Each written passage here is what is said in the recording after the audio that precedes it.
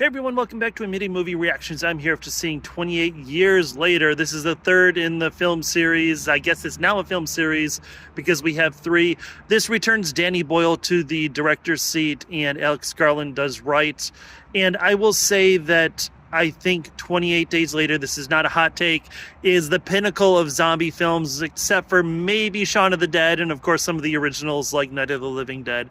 I think that it reinvigorated the genre. It kind of set up everything that we know about zombies. Now, I've said it 1,000 times already, and I know that it's a mistake. They are not zombies. They are infected.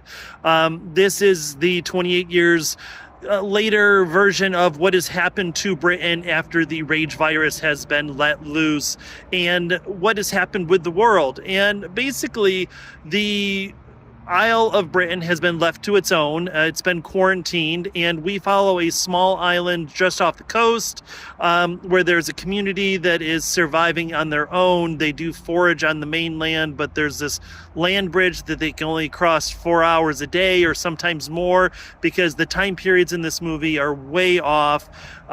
This has got Aaron Taylor Johnson, who is just doing the Lord's work. He's been in everything, and this may be the best that he's been in quite a while. Jodie Comer is in this film as well. She's pretty good once she is actually able to be a part of the movie and not just a crazy person in bed.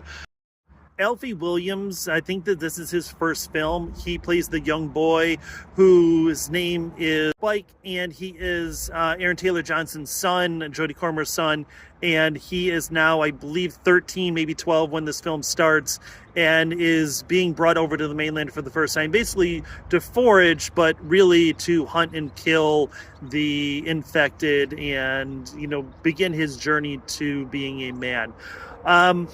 There were some real issues that I had with this film. I did find out later, after I saw it, that this was all shot on iPhones. And the reason for that is, number one, because they want to have that kind of gritty realism that we saw in the first film. But also, this is a time period, it's been stuck in, even though it's, realistically, in the real world, it hasn't been 28 years. I believe it's 22, maybe 23 years. The setting is stuck in that time period. So they wanted that sort of digital look to it. They didn't want it to be all clean and fresh and all that sort of thing. What it means, though, is that there are some very jarring cuts. Everything gets filmed up a little bit too close. At any point, there's always something directly in the foreground. And I found that it took time for me to get used to watching this film. Right at the very, very beginning, I thought, I'm going to get a headache. I'm going to get sick. I'm not going to be able to watch this movie. Sort of like a found footage film. But as it progresses, as you get into it, I think it does become easier to watch. You get more used to the jump cuts and more understanding of what it is they are trying to do. Everybody is filmed a little bit too close, but I guess that's, again, they're trying to show that personal nature. And that's what was so important about 28 Days Later and where 28 Weeks Later kind of failed. It is important for you to see the first film. I don't think it's necessary. You can completely skip 28 Weeks Later. Unfortunately, it's a very terrible film. This one obviously does set up another series of films. So there's a fourth one that's already been filmed, and I believe it's going to pick up on the surprise character who is Ralph Fiennes, who's a doctor in this, because it's like the Boneyard or Bone Collector, Bone Monument, something like that. That was actually one of the more disappointing aspects of this film. It didn't really make a whole lot of sense. And like I said, the whole time period. So what happens is Jodie Comer is sick, and Alfie Spike goes with his father into the mainland. They hunt. Things go wrong because now the zombies have begun to evolve. The infected have begun to evolve. But this is sort of like, there's a series of books, David Wellington, I believe his name is, I'm probably wrong on that, Monster Island, Monster Nation, and Monster Planet, maybe Monster World. Anyway, it's the similar situation, right? It's a small-scale zombie invasion or infected invasion that it spreads to the world and things change. I did want there to be more about how the infected have actually changed. How have they survived? How in 28 years, if we've basically been able to find a cure for COVID, which was, sorry, this was something that affected and killed so many people. We found a cure. How would they not find a cure for this rage virus? How would these people still be living in this place where they have no technology, no communication, no way to contact the outside world? None of that makes sense. Why is the Netherlands sending in random soldiers to patrol? Like, this would be a United Nations sort of thing where they would go in and clean out, and the math of zombie invasions just does not work out for me. But anyway, there are so many questions in this film. And I think it is a collection of great ideas. There's some things that are really, really cool. There's some scenes, especially when they're hunting and they get trapped, they're going into this farmhouse and things are kind of falling apart. I think that that's all absolutely fantastic. Unfortunately, there's also some things, I think the practical effects are not great.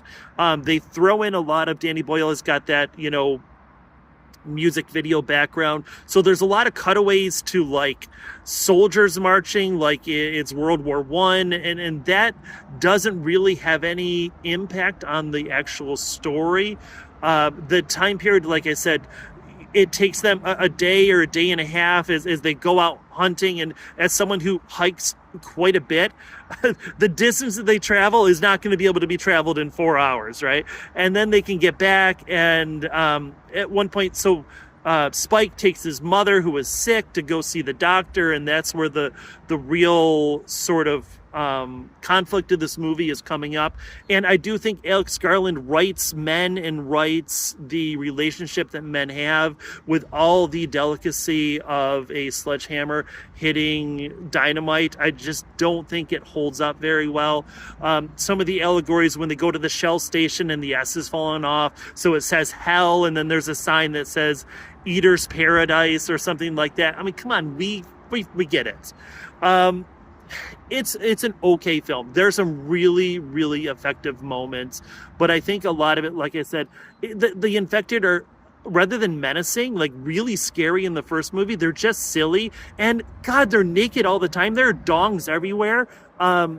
We know that they are not zombies because they're also breeding. Maybe this is what they're going to do in the next film, is actually talk about the society that the infected are starting to build, or the evolutions that they are going through. That is something that is kind of just thrown aside in this, so we'll see if that gets explored. Apparently this film is doing pretty well, so hopefully there is another one that kind of explains a little more of what I was looking for from it. It is brutal. I did not need, spoiler alert, I did not need the freaking Power Rangers at the end of this film as Jimmy comes in. That was all stupid. At the very beginning, when the affected are breaking into the church and his father is in the Christ-like pose and his arms are out and come, Father save me and all that. Again, I get the metaphor. Like, everybody gets the metaphor. It's not that clever. It's not that deep. It's a little bit silly. It's okay, right? It's not nearly as good as the first film, but it's not as bad as the second film. Overall, I'm actually going to give this movie a 7. I think that seeing this on a big screen is very important, and I'm sorry, some truck just went by and blared their horn. So hopefully that didn't mess us up too bad. But yeah, this is a 7. I think that this is probably one that's going to be very effective to see in the theaters.